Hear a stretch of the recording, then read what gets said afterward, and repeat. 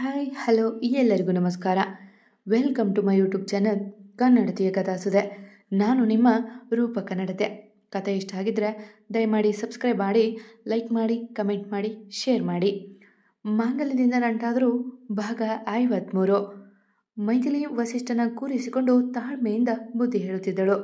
ನೀವು ಕೇವಲ ಅತ್ತೆ ದೃಷ್ಟಿಯಿಂದ ನೋಡಬೇಡಿ, ಒಂದು ಸಾರಿ ವಸು ಅವರ ದೃಷ್ಟಿಯಿಂದ ನೋಡಿ. ಪರಿ ಅತ್ತೆ ಮನೆಗೆ ಬಂದರೆ ಅವರು ಮನೆ ಬಿಟ್ಟು ಹೋಗೋಕ್ಕೂ ಕಾರಣ ತಿಳಿಯುತ್ತೆ. ಅವರಿಂದ ನಿಮಗೆ ಇರಿಟೇಟ್ ಆಗುತ್ತೆ ಅಂದರೆ ಜಾಸ್ತಿ ಏನಲ್ಲ ಅಲ್ವಾ? ಅವರು ರೂಮ್ ಬಿಟ್ಟು ಬರೋದೇ ಇಲ್ಲ. ನಾವೀಗ ನಮ್ಮ ಕುಟುಂಬ ಕಾಪಾಡ್ಕೋಬೇಕು.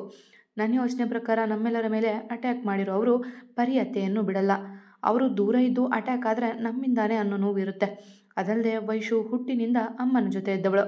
ಅವಳು ಒಬ್ಬಳು ಇಲ್ಲಿ, ಅಮ್ಮ ಅಲ್ಲಿ ಅಂದರೆ ಅವಳಿಗೂ ನೋವಾಗುತ್ತೆ. ಪಾಪ ಅಲ್ವಾ?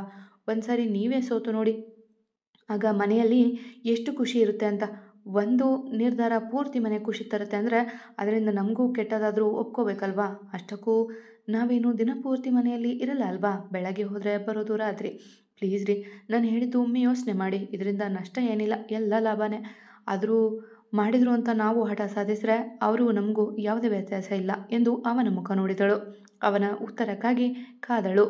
ಅವನ ಉತ್ತರ ಏನೋ ಏನಾದರೂ ಹೇಳಿ ಎಂದಳು ಅವನ ನೋಡಿ. ಅಯ್ಯೋ, ಇದೊಳ್ಳೆ ಕತೆ ಆಯ್ತಲ್ಲ, ನೀನೇ ತಾನೇ ಮಾತಾಡಬೇಡ ಅಂತ ಹೇಳಿದ್ದು. ನಾನು ಕೋಪ ಕಡಿಮೆ ಮಾಡ್ಕೊಂಡಿದ್ದೀನಿ ಅಂತ ನನ್ನ ಮೇಲೆ ದಬ್ಬಾಳಿಕೆ ಮಾಡ್ತಿದೀಯಾ ಹೆಂಡ್ತಿ ಎಂದು ಛೇಡಿಸಿದ. ವಸಿಷ್ಠ, ನೀನಿವಾಗ ಉತ್ತರ ಹೇಳ್ತೀಯೋ ಇಲ್ವೋ? ನಿನ್ನ ಮಾತು ಕೇಳಿ ನನಗೆ ಕೋಪ ಬರ್ತಿದೆ ಎಂದು ಒಮ್ಮೆಲೆ ಏಕವಚನದಲ್ಲಿ ಬಯೋಕೆ ಶುರು ಮಾಡಿದಳು. ತಾಳ್ಮೆಯಿಂದ ಪಾಠ ಹೇಳುವವಳಿಗೆ ಕೋಪ ತರಿಸಿಬಿಟ್ಟ ಕೋಪಿಷ್ಟ. ಅಬ್ಬಾ, ನನಗೆ ಈ ವಸಿಷ್ಠನಿಗೆ ಏಕವಚನನಾ ಎಂದು ಹೇಳಿದ ಮೇಲೆಯೇ ವಾಸ್ತವಕ್ಕೆ ಬಂದವಳು. ಅಯ್ಯೋ ಸಾರಿ ರೀ, ಅದು ಎಂದು ಆತಂಕಗೊಂಡವಳ ನಡು ಬಳಸಿ, ಹಾಂ ತಪ್ಪಲ್ವಾ, ಶಿಕ್ಷೆ ಕೊಡಬೇಕಲ್ವಾ ಎಂದು ಅವಳ ತುಟಿಯೆಡೆಗೆ ಬಾಗಿದ. ಅಬ್ಬಾ ದೂರ ಇರಿ, ನಾನು ಹೇಳೋ ಮಾತು ಕೇಳಲ್ಲ. ಇದಕ್ಕಾದರೆ ಬಂದ್ಬಿಡ್ತೀರಾ? ಹೇಳಿ ಮೊದಲು, ಏನು ಯೋಚನೆ ಮಾಡಿದ್ರಿ ಎಂದು ದಬಾಯಿಸಿ ಕೇಳಿದಳು ಗಂಡನ. ಅಬ್ಬಾ, ನನ್ನೇ ದಬಾಯಿಸಿ ಕೇಳೋಷ್ಟು ಧೈರ್ಯ ಬಂತ ಈ ಸಣಕಲಿಗೆ ಎಂದು ಅವಳನ್ನು ಇನ್ನೂ ಹತ್ತಿರಕ್ಕೆ ಎಳೆದುಕೊಂಡ. ವಸಿಷ್ಠ, ದೂರ ಇರಿ ಎಂದು ಮೂತಿ ತಿರುವಿ ಕೂತಳು.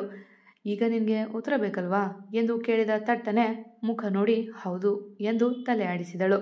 ಹಾಗಾದರೆ ನೀನಾಗಿ ನನಗೆ ಲಿಪ್ ಕಿಸ್ ಕೊಡಬೇಕು ಎಂದು ಸಿಹಿಯಾಗಿ ಬೇಡಿಕೆ ಇಟ್ಟ.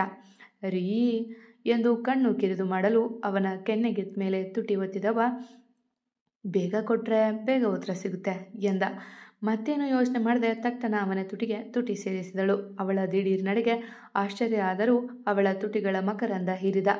ಹೇಳಿ, ನಿಮ್ಮ ಉತ್ತರ ಏನು? ಅತ್ತೆನ ಮನೆಯೊಳಗೆ ಕರೆಯೋದಾ ಎಂದು ಕಣ್ಣರಳಿಸಿ ಕೇಳಿದವಳ ಖುಷಿಗೆ ಮುಗ್ಧತೆಗೆ ಸೋತವ ಹೆಂಡ್ತಿ ಹಿಂದೆ ತಿರುಗು ಎಂದ. ಅವನ ಮಾತಿಗೆ ಅವಳಿಗೆ ಕೋಪ ಬಂತು. ನಾನು ಕೇಳಿದ್ದು ಉತ್ತರ ಎಂದಳು ಮುಖ ಊದಿಸಿಯ. ನಾನು ಉತ್ತರ ಹೇಳಲ್ಲ ಹೆಂಡ್ತಿ, ತೋರಿಸ್ತೀನಿ ಎಂದು ಅವಳ ಕತ್ತು ಹಿಂದೆ ತಿರುಗಿಸಿದ. ಅಚ್ಚರಿಗೆ ಅವನ ಮಡಿಲಿಂದ ಎದ್ದು ನಿಂತಳು ಮೈಥಿಲಿ. ಯಾಕೆಂದರೆ ಆಯುಷ್ ಮನೆಯವರೆಲ್ಲ ತಮ್ಮ ಲಗೇಜ್ ಮನೆಯೊಳಗೆ ಇಡುತ್ತಿದ್ದ ದೃಶ್ಯವದು. ಏನು ಮೇಡಮ್, ಶಾಕ್ ಆಯ್ತಾ? ಆಗಲೇಬೇಕಲ್ವಾ? ಆಗಲಿ ಅಂತ ತಾನೇ ಅವರನ್ನು ಶಿಫ್ಟ್ ಮಾಡಿಸೋ ವಿಷಯ ನಿನ್ನಿಂದ ಮುಚ್ಚಿಟ್ಟಿದ್ದೋ ಎಂದು ನಗುತ್ತಾ ತುಸು ಅನುಮಾನದಿ ಅವನ ಕಡೆ ನೋಡಿ, ಅಂದರೆ ಎಂದಳು ನೋಟ ಕಿರಿದಾಗಿಸಿ ಸೊಂಟದ ಮೇಲೆ ಕೈ ಹೊತ್ತು. ಅಂದರೆ ಅವರಿಗೆ ಈ ಮನೆಗೆ ಶಿಫ್ಟ್ ಆಗೋಕ್ಕೆ ಸಂಜೆಯೇ ಹೇಳಿದ್ದೆ, ಆಗ್ತಿದ್ದಾರೆ, ಸಿಂಪಲ್ ಎಂದ. ತಕ್ಷಣ ಅವನ ಮೇಲೆ ಕುಳಿತು ಅವನೆದೆಯ ಮೇಲೆ ಮುಷ್ಟಿ ಮಾಡಿ ಹೊಡೆಯತೊಡಗಿದಳು. ಯು ಚೀಟರ್, ಮೋಸ ಮಾಡ್ತೀರಾ ಎಂದವಳ ಏಟುಗಳು ಅವನಿಗೇನು ನೋವು ಮಾಡಲಿಲ್ಲ. ಮತ್ತೆ ಈ ವಸಿಷ್ಠ ಅಂದರೆ ಸುಮ್ಮನೆನಾ? ಆ ಆಯುಷ್ ಮಾವನಿಗೆ ಆಪ್ರೇಷನ್ ಮಾಡಲ್ಲ ಅಂದಾಗ ಕೋಪ ಬಂದು ಫಾರಿನ್ ಡಾಕ್ಟರ್ಗೆ ಕಾಲ್ ಮಾಡಿದೆ. ಅವರಿಗೆ ಆಪ್ರೇಷನ್ ಮಾಡೋ ಸ್ಟೇಜಲ್ಲಿ ಇಲ್ವಂತೆ, ಬೇರೆ ಯಾರಾದರೂ ಇದ್ದರೆ ಹೇಳಿ ಅಂದಾಗ ಅವ್ರು ಹೇಳಿದ್ದೆ ಅವನ ಹೆಸರು. ಆ ಥರ ಕೇಸಸ್ ರೇರ್ ಅಂತೆ. ಅವುಗಳನ್ನು ಹ್ಯಾಂಡಲ್ ಮಾಡೋಕೆ ಆಗೋದು ಆಯುಷ್ ಒಬ್ಬನಿಂದ ಮಾತ್ರ ಸಾಧ್ಯ ಅಂತೆ. ಸೊ ನೀನೇ ಹೇಳಿದೆಯಲ್ಲ, ನನ್ನಿಂದ ಬೇರೆಯವರಿಗೆ ಒಳ್ಳೆಯದಾಗುತ್ತೆ ಅಂದರೆ ಸೋತು ಬಿಡಬೇಕು ಅಂತ. ನಿನಗಾಗಿ ಮಾವನಿಗಾಗಿ ನಾನೇ ಸೋತು ಅವರನ್ನು ಮನೆಯೊಳಗೆ ಕರೆದೆ. ಅದನ್ನು ನಿನಗೆ ಸರ್ಪ್ರೈಸ್ ಕೊಡೋಣ ಅಂತ ನಾಟಕ ಮಾಡಿದೆ. ಆದರೆ ಅದರ ಹಿಂದೆ ಇಷ್ಟೊಂದು ಲಾಭ ಇದೆ ಅಂತ ನೀನು ಹೇಳಿದ ಮೇಲೆ ಗೊತ್ತಾಗಿದ್ದು. ಅದರ ಜೊತೆ ಸಿಹಿ ಕಾಣಿಕೆನೂ ಸಿಕ್ತು ಎಂದು ಅವನು ತುಟಿ ತೀಡಲು, ಐ ಹೇಟ್ ಯು, ನೀವು ಯಾಕಿಷ್ಟು ಒಳ್ಳೆಯವರು ಎಂದು ಅಳುತ್ತಾ ಅವನೆದೆಗೆ ಹೊರಗಿದಳು. ಒಟ್ಟಾರೆ ಅವನನ್ನು ಅಮ್ಮನ ಜೊತೆ ಮಾಡಬೇಕೆಂದು ಅವಳು ಪಣ ತೊಟ್ಟಿದ್ದರೆ ಅವಳ ಅಪ್ಪನ ಗುಣಪಡಿಸಿ ಅವಳ ಮುಖದಲ್ಲಿ ಖುಷಿ ತರಲು ಅವಣಿಸುತ್ತಿದ್ದ. ಅವನಿಗೆ ತಿಳಿಯದಂತೆ ಅವಳು ಯೋಚನೆ ರೂಪಿಸಿದರೆ ಅವನು ಅವಳಿಗಾಗಿ ಎಲ್ಲವ ಮಾಡುತ್ತಿದ್ದ. ಅವಳ ಅಪ್ಪನಿಗಾಗಿ ಮನೆಯೊಳಗೆ ಕರೆದನಾದರೂ ಅದು ಅವಳದೇ ಉಪಾಯ ಎಂದು ಅವನಿಗೂ ತಿಳಿದಿಲ್ಲ. ಲೇ ಹೆಂಡತಿ ನೋಡಿಲಿ, ಯಾವಾಗ ನೋಡಿದ್ರೂ ಅಳ್ತೀಯ ಕಣೆ, ಏನಾಗಿದೆ ನಿಂಗೆ ಎಂದು ಅವಳ ಮುಖ ಎತ್ತಲು ನೋಡಿದ. ನೀವು ಯಾಕಿಷ್ಟು ಪ್ರೀತಿ ಮಾಡ್ತೀರಾ ಎಂದು ಅವನೆದೆಗೆ ಮುತ್ತಿಟ್ಟಳು. ಅಬ್ಬಾ ಹೆಂಡತಿ, ಮಾವನನ್ನು ಮೊದಲನೇ ಥರ ಮಾಡೋದು ನನ್ನ ಜವಾಬ್ದಾರಿ, ಸೊ ನಾನು ಮಾಡ್ತೀನಿ, ಅದಕ್ಕೆ ಎಷ್ಟೇ ಕಷ್ಟ ಬಂದರೂ ಸರಿನೇ ಎಂದಾಗ ಅವಳೇನು ಮಾತನಾಡಲಿಲ್ಲ. ನಿನ್ನ ಅತ್ತೆನ ಒಳಗೆ ಕರೆದುಕೊಂಡು ಬರಬೇಕು, ನೀನು ಹೋಗಲ್ವಾ ಎಂದ. ಅವನೆದೆಯಿಂದ ತಲೆ ಎತ್ತಿ ನೋಡಿದಳು. ಹೋಗು ಎಂದು ಅವ ಕೈ ತೆಗೆದಾಗ ಕಣ್ಣೀರವರಿಸಿಕೊಂಡು ಓಡಿದಳು ಕೆಳಗೆ. ಮನೆಯನ್ನೊಮ್ಮೆ ಸುತ್ತಲೂ ನೋಡುತ್ತಾ ಒಳಗೆ ಬರಲು ಇನ್ನೂ ಮುಜುಗರ ತೋರುತ್ತಿದ್ದರು ಪರಿ. ಅದಾಗಲೇ ಎಲ್ಲರೂ ಲಗೇಜ್ಗಳನ್ನು ಅವರವರ ರೂಮಿಗೆ ತಂದಿಟ್ಟಿದ್ದರು. ಆದರೆ ಅವರಿಗೆ ಮಾತ್ರ ಭಯ, ಆತಂಕ, ಗಾಬರಿ. ಮತ್ತೆಲ್ಲಿ ನಾನು ಕಾಲಿಡುವ ಸಮಯಕ್ಕೆ ಮಗ ಬಂದು ಹೊರ ಹೋಗು ಎನ್ನುವನೋ ಎಂದು.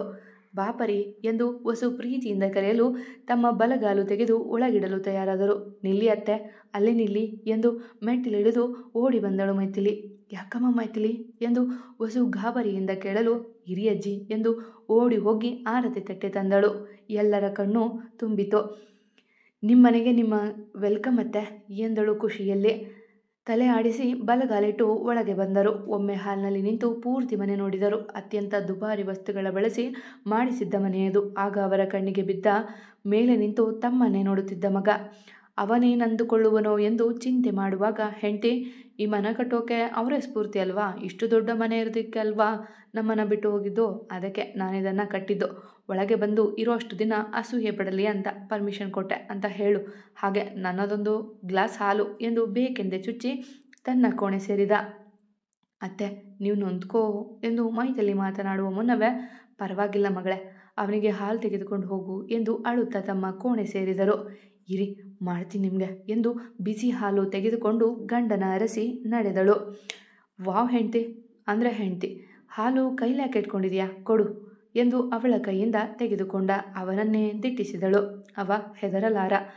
ನಿನಗಾಗಿ ಇಷ್ಟು ತಗ್ಗಿದ್ದೀನಿ ಹೆಂಡ್ತಿ, ಹಾಗಂತ ನನ್ನ ಗರ್ವ, ನನ್ನ ಕೋಪ ಎಲ್ಲವನ್ನೂ ಬಿಡೋಕ್ಕಾಗಲ್ಲ, ಇನ್ನೂ ಅಡ್ಜಸ್ಟ್ ಬೇಕಂದರೆ ಅವರೇ ಮಾಡ್ಕೋಬೇಕು ಎಂದ ತಣ್ಣಗೆ. ಇಷ್ಟಾದರೂ ಆಗಿದೆ, ಮುಂದೆ ಅದು ಆಗುತ್ತೆ ಎಂದು ಭರವಸೆಯಲ್ಲಿ ಸುಮ್ಮನಾದಳು. ಊಟಕ್ಕೆ ಬನ್ನಿ ಎಂದು ನಡೆದ ಮಡದಿಯ ಹಿಂಬಾಲಿಸಿದ. ಅವನ ಆಜ್ಞೆಯ ಪ್ರಕಾರ ಆ ಕುಟುಂಬದ ಯಾರೂ ಊಟಕ್ಕೆ ಬಂದಿರಲಿಲ್ಲ. ಹೆಂಡತಿ, ನಾಳೆಯಿಂದ ಶುಗರ್ಲೆಸ್ ಮಾಡಬೇಕನೋ ಅಲ್ವಾ, ಶುಗರ್ ಪೇಷಂಟ್ ಬಂದಿದ್ದಾರೆ ಎಂದು ಬೇಕೆಂದೇ ಜೋರಾಗಿ ಹೇಳಿ ತಾನೇ ನಕ್ಕವ ಮಡದಿಯ ಕೆಂಪು ನೋಟ ಸಿಕ್ಕಾಗ ತಟ್ಟೆ ಖಾಲಿ ಮಾಡಿ ನಡೆದ. ಅವನೋದ 5 ನಿಮಿಷಕ್ಕೆ ಅವರೆಲ್ಲರ ಊಟಕ್ಕೆ ಕರೆತಂದಳು ಮೈಥಿಲಿ. ಅತ್ತೆ ಎಂದಳು ಪರಿಯವರ ರೂಮಲ್ಲಿ ನಿಂತು. ಕಿಟಕಿ ಆಚೆನ ದಿಗಂತ ನೋಡುತ್ತಿದ್ದರು ಪರಿಮಳ. ಅತ್ತೆ, ನಿಮ್ಮ ಮನಸ್ಸಿಗೆ ನೋವಾಗಿದೆ ಅಂತ ಗೊತ್ತು. ಮೊದಲು ನಿಮ್ಮನ್ನು ದ್ವೇಷ ಮಾಡೋರು ಮನೆಗೆ ಕರೆದುಕೊಂಡು ಬಂದರು, ಈಗ ಮನೆಯೊಳಗೆ. ಇನ್ನೂ ಕೆಲವು ದಿನಗಳಲ್ಲಿ ನಿಮ್ಮನ್ನು ಮತ್ತೆ ಅಮ್ಮ ಅಂತ ಒಪ್ಕೋತಾರೆ. ನೀವು ನಂಬಿಕೆ ಕಳ್ಕೋಬೇಡಿ ಎಂದು ಅವರ ಹೆಗಲ ಮುಟ್ಟಲು ನಿರ್ಭಾವುಕನಾಗಿ ನೀಡಿ, ಕಾಯ್ತೀನಿ ಮಗಳೇ, ಸಾಯೋ ಕೊನೆ ಕ್ಷಣವರೆಗೂ. ಅವನಿಂದ ನೋವಾಗಿದ್ದಕ್ಕೆ ಬೇಜಾರಿಲ್ಲ, ಆದರೆ ಅವನ ಮಾತಿನಿಂದ ಗೊತ್ತಾಗುತ್ತೆ ನಾನು ಅವನಿಂದ ದೂರ ಆದ ಸಮಯದಲ್ಲಿ ಅವ ಎಷ್ಟು ನೊಂದಿದ್ದಾನೆ ಅಂತ. ಅದಕ್ಕೆ ನನ್ನ ಮೇಲೆ ನನಗೆ ಬೇಜಾರಾಯಿತು ಎಂದು ಕಣ್ಣರಿಸಿಕೊಂಡವರು, ನೀನು ಯಾವುದೇ ಸಂದರ್ಭದಲ್ಲೂ ಅವನನ್ನು ಬಿಟ್ಟು ಹೋಗಬೇಡ ಕಣಮ್ಮ, ನನ್ನ ಮಗ ಬಂಗಾರ ಎಂದು ಅವಳ ಮೊಗವ ಬೊಗಸೆಯಲ್ಲಿ ಹಿಡಿದು ಕೇಳಿಕೊಂಡರು. ಇಲ್ಲ ಅತ್ತೆ, ಆದರೆ ನೀವ್ಯಾಗೆ ಅವರನ್ನು ದೂರ ಮಾಡಿಕೊಂಡಿದ್ದು ಎಂದು ಪ್ರಶ್ನೆ ಕೇಳಲು ಸ್ವಲ್ಪ ತಡವರಿಸಿದರು. ಅದು ಅದು ಮಗಳೇ ಎನ್ನುವಾಗ ಅವರ ತಡೆದದ್ದು ಅಳಿಯನ ಧ್ವನಿ. ಅತ್ತೆ, ಮೈಥಿಲಿ ಊಟಕ್ಕೆ ಬನ್ನಿ ಎಂದಾಗ ವಿಧಿ ಇಲ್ಲದೆ ಅತ್ತ ನಡೆದರು. ಎಲ್ಲರದು ಊಟ ಮುಗಿಸಿ ತಾನು ಊಟ ಮಾಡಿ ಎಲ್ಲ ಎತ್ತಿಟ್ಟು ಪರಿಯವರ ಟ್ಯಾಬ್ಲೆಟ್ ಕೊಟ್ಟು ವಸುಗೆ ಹಾಲು ಕೊಟ್ಟು ಕೋಣೆ ತಲುಪುವಷ್ಟರಲ್ಲಿ ಸಮಯ 10:30. ಆಯ್ತಾ, ಎಲ್ಲರ ಸೇವೆ ಮಾಡಿ ವಸು ಒಬ್ಬಳ ನೋಡ್ಕೊ ಅಂದರೆ ಕೇಳಲ್ಲ ನೀನು ಎಂದು ಅವಳ ತಬ್ಬಿದ. ಇರಿ ಬಟ್ಟೆ ಬದಲಿಸಿ ಬರ್ತೀನಿ ಎಂದು ಅವನಿಂದ ಬಿಡಿಸಿಕೊಳ್ಳಲು ಪ್ರಯತ್ನ ಪಟ್ಟಳು. ಯಾಕೆ ಚಿನ್ನ, ನಿನ್ನೆ ಥರ ಇವತ್ತು ಉಪವಾಸನಾ ಎಂದ ಅವಳ ಕಿವಿಯಲ್ಲಿ ಉಸಿರಿದ. ಥೂ, ಅದೇನು ಚಿನ್ನ ಬಂಗಾರ ತಗಡು ಅಂದ್ಕೊಂಡು ಹೆಂಡತಿಯನ್ನೇ ಇಲ್ಲ ಮೈಥಿಲಿಯನ್ನೇ ನಿಮ್ಮ ಬಾಯಲ್ಲಿ ಬೇರೆ ಎಲ್ಲ ಕೇಳೋಕ್ಕಾಗಲ್ಲ ಎಂದಾಗ ಇನ್ನೂ ಹಿಡಿತ ಬಿಗಿ ಮಾಡಿ, ಯಾಕೆ ಹೆಂಡತಿ, ಚಿನ್ನ ಬೇಡವಾ, ಬಿಡು, ಈಗ ನನಗೆ ಊಟ ಬೇಕು ಎಂದು ಅವಳನ್ನು ತನ್ನತ್ತ ತಿರುಗಿಸಿಕೊಂಡ. ಚೀಚಿ, ಬರೀ ಇಂಥ ಆಲೋಚನೆನೇ ಮಾಡಿ ತಮ್ಮನೇ ಎದುರು ಅದೇನದು ಮಾತು, ಅಬ್ಬಾ ಅಸಹ್ಯ ಎಂದು ಅವನಿಗೆ ಬೈದು ತನ್ನ ಬಟ್ಟೆ ತೆಗೆದುಕೊಂಡಳು. ಏನು ಏನಂದೆ, ಅಸಹ್ಯನಾ, ಇದೇ ನಿಂಗೆ ಮಾಡ್ತೀನಿ ಎಂದು ಅವಳ ಹಿಂದೆ ಓಡಲು ಬೇಗ ಡ್ರೆಸ್ಸಿಂಗ್ ರೂಮ್ ಸೇರಿ ಬಾಗಿಲಾಕಿಕೊಂಡಳು. ಹೆಂಡತಿ, ಇದು ಜಾಸ್ತಿ ಆಯಿತು ಎಂದು ಬಾಗಿಲಲ್ಲಿ ನಿಂತು ಕರೆದ. ಪಾಪ ಆತನೇನೋ ಮಾಡುತ್ತಾನೆ. ಅರ್ಧ ಗಂಟೆ ಆದರೂ ಬಾರದೇ ಇದ್ದಾಗ ಹೆಂಡತಿ, ಲಾಸ್ಟ್ ವಾರ್ನಿಂಗ್, ಬರ್ತೀಯೋ ಇಲ್ವೋ ಎಂದಾಗಲೂ ಅವಳು ಉತ್ತರ ನೀಡದಿದ್ದಾಗ ಕೋಪದಿ ಹಾಸಿಗೆ ಮೇಲೆ ಅಡ್ಡಾದ. ಮೆಲ್ಲಗೆ ಬಾಗಿಲು ತೆರೆದು ತಲೆ ಹೊರಗೆ ಹಾಕಿ ನೋಡಿದಳು. ಅವನು ಮಲಗಿದ್ದು ಖಾತ್ರಿಯಾದಾಗ ಲೈಟ್ ಆಫ್ ಮಾಡಿ ಅವನ ಪಕ್ಕ ಉರುಳಿದಳು. ರೀ ಎಂದಳು ಅವನು ಒಂಚೂರು ಮಿಸುಕಾಡದೆ ಮಲಗಿದಾಗ. ವಸಿ ಎಂದಳು. ಆಗಲೂ ಮೌನಿ. ರೀ ಊಟ ಬೇಡ್ವಾ ಎಂದು ತಾನೇ ಮೇಲಾಗಿ ಅವನ ಕಿವಿಯಲ್ಲಿ ಕೇಳಲು ಆಗಲೂ ಅವ ಅಳುಗಾಡಲಿಲ್ಲ. ಅಬ್ಬಾ ಕೋಪಿಷ್ಟ, ಒಂಚೂರು ಆಟ ಆಡಿಸಿದೆ ತಪ್ಪಾ ಎಂದು ಅವನ ಕಿವಿ ಕಚ್ಚೆ. ಮಲ್ಗಿ ಹೀಗೆ ನಂಗೇನು ಎಂದು ಅವನ ಬಲವಂತದಿ ತಿರುಗಿಸಿಕೊಂಡು ಅವನೆದೆಯ ಮೇಲೆ ತಲೆ ಇಟ್ಟಳು. ತಕ್ಷಣ ಅವಳ ಸೊಂಟ ಬಳಸಿದವ ಕಣ್ತೆರೆದು ಈ ಊಟ ಬಿಡೋಕೆ ಆಗೋದೇ ಇಲ್ಲ ಎಂದು ಅವಳನ್ನು ನಿಧಾನವಾಗಿ ಆವರಿಸಿದ. ಅಲ್ಲೊಂದು ಮಧುರ ರಾತ್ರಿ ಅವರಿಗಾಗಿ ತೆರೆದುಕೊಂಡಿತ್ತು. ಮಾರನೇ ದಿನ ಎಲ್ಲರಿಗಿಂತ ಬೇಗ ಎದ್ದು ದೇವರಿಗೆ ವಿಶೇಷ ಪೂಜೆ ಮಾಡಿದ್ದಳು ಮೈಥಿಲಿ. ಇಂದು ಅಪ್ಪನ ಆಪರೇಷನ್, ಯಾವುದೂ ತೊಂದರೆ ಆಗದೇ ಇರಲಿ ಎಂದು ಬೇಡಿಕೊಂಡಳು. ಅಂತೆಯೇ ತನ್ನ ಕೆಲಸವನ್ನು ಅಚ್ಚುಕಟ್ಟಾಗಿ ಮುಗಿಸಿದಳು. ಮೈಥಿಲಿ ತಿಂಡಿ ತಿನ್ನೋ ಲೇಟ್ ಆಗುತ್ತೆ ಎಂದು ತಾನೇ ಕರೆದ. ಅವನ ತಿಂಡಿ ಮುಗಿಯಲು ಬಂದರೂ ಎಲ್ಲರಿಗೂ ತಿಂಡಿಗೆ ಬಡಿಸುತ್ತಿದ್ದವಳ ನೋಡಿ ಇಲ್ಲ ರೀ ನೀವು ತಿನ್ನಿ ನಂಗೆ ಬೇಡ ಎಂದವಳ ಕಡೆಗೆ ಉರಿಗಣ್ಣು ಬೀರಿದ. ಅನುಮಾನದ ವಾಸನೆ ಮೂಗಿಗೆ ಬಡಿಯಿತು. ಉಪವಾಸ ಮಾಡ್ತಿದೀಯಾ ದೇವರಿಗೆ ಎಂದ ಕಂಚಿನ ಕಂಠದಿ. ಭಯಗೊಂಡವಳು ಹೌದು ಎಂಬಂತೆ ತಲೆ ಆಡಿಸಿದಳು.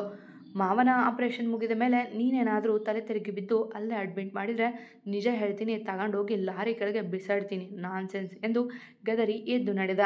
ಅವನ ಕಾಳಜಿಯ ಕೋಪಕ್ಕೆ ಎಲ್ಲ ಕಿರುನಕ್ಕರು. ಅತಿಗೆ ಆಲ್ ದಿ ಬೆಸ್ಟ್ ಎಂದು ನಕ್ಕಳು ದೀಕ್ಷಾ.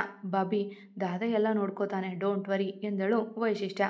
ಅದೇ ಸಮಯಕ್ಕೆ ಹೆಂಡ್ತಿ ಬಾ ಬೇಗ ಎಂದು ಕಾರಲ್ಲಿ ಕೂತು ಹಾರನ್ ಹಾಕುತ್ತಿದ್ದ ವಸಿಷ್ಠ. ಆಯುಷ್ ಅದಾಗಲೇ ಹೋಗಿ ಆಗಿತ್ತು ಎಲ್ಲ ಜನರಲ್ ಚೆಕಪ್ ಮುಗಿಸಲು. ಬಂದೆ ಎಂದು ಓಡಿ ಬಂದು ಕುಳಿತಳು. ದಾರಿ ಉದ್ದಕ್ಕೂ ಅವಳ ಪ್ರಾರ್ಥನೆ ನಡೆಯುತ್ತಲೇ ಇತ್ತು ತನ್ನಪ್ಪನಿಗಾಗಿ. ಹೆಂಡ್ತಿ ಎಲ್ಲ ಒಳ್ಳೆಯದೇ ಆಗುತ್ತೆ ಡೋಂಟ್ ವರಿ ಎಂದು ಅವಳ ಕೈ ಮೇಲೆ ಕೈ ಇಟ್ಟು ಭರವಸೆ ನೀಡಿದ. ನೀವೇ ನನ್ನ ಧೈರ್ಯ ಎಂದು ಅವನ ಭುಜದ ಮೇಲೆ ತಲೆ ಇಟ್ಟಳು. ಇಬ್ಬರೂ ಆಸ್ಪತ್ರೆ ತಲುಪಿದಾಗ ಎಲ್ಲವ ತಯಾರಿ ಮಾಡಿ ಅವಳ ಸಹಿಗಾಗಿ ಕಾದಿದ್ದ ಆಯುಷ್. ಅವಳು ಬಂದ ತಕ್ಷಣ ಸಹಿ ಮಾಡಿಸಿಕೊಂಡು ಒಳ ನಡೆದ. ಅಣ್ಣ ನಾನೊಮ್ಮೆ ಅಪ್ಪನ ನೋಡಲ್ಲ ಎಂದಳು ಮೆಲ್ಲಗೆ. ಶೋರ್ ಆದರೆ ಬೇಗ ಎಂದಾಗ ಓಡಿ ಬಂದು ಅಪ್ಪನ ತಬ್ಬಿ ಲವ್ ಯು ಅಪ್ಪ ಬೇಗ ಹುಷಾರಾಗಿ ಬನ್ನಿ ಎಂದು ಅವರ ಹಣೆಗೆ ಮುತ್ತಿಟ್ಟಳು. ನೀನು ಅಳ್ಬೇಡ ಮಗಳೇ, ಅಳಿಯಂದ್ರು ಇರೋವರೆಗೂ ನನಗೇನೂ ಆಗಲ್ಲ ಎಂದು ನಕ್ಕರು. ಅವಳ ಹಿಂದಿಗೆ ನಿಂತಿದ್ದ ವಸಿಷ್ಠನ ನೋಡೆ. ಓಕೆ ಅಪ್ಪ ಟೆನ್ಷನ್ ಆಗಬೇಡಿ ಹುಷಾರು ಎಂದು ಹೊರಬಂದು ಕುಳಿತವಳ ಎದೆ 100ರ ವೇಗದಲ್ಲಿ ಹೊಡೆದುಕೊಳ್ಳುತ್ತಿತ್ತು. ನಾನಿದ್ದೀನಿ ಕಣೆ ಎಂದ ವಸಿಷ್ಠ ಅವಳ ಕೈ ಹಿಡಿದು ಅವಳ ಪಕ್ಕವೇ ಕುಳಿತಿದ್ದ. ಮತ್ತೆ ಸಿಗುವ. ಕತೆ ಇಷ್ಟ ಆದರೆ ಕಮೆಂಟ್ ಹಾಕಿ, ಜಾಸ್ತಿ ಇಷ್ಟ ಆದರೆ ಸಬ್ಸ್ಕ್ರೈಬ್ ಆಗಿ. ಎಂದಿನಂತೆ ನಿಮ್ಮ ಪ್ರೀತಿ ಕಮೆಂಟ್ ಪ್ರೋತ್ಸಾಹದ ನಿರೀಕ್ಷೆಯಲ್ಲಿ ನಾನು ನಿಮ್ಮ ರೂಪ ಕನ್ನಡತೆ. ಧನ್ಯವಾದಗಳು.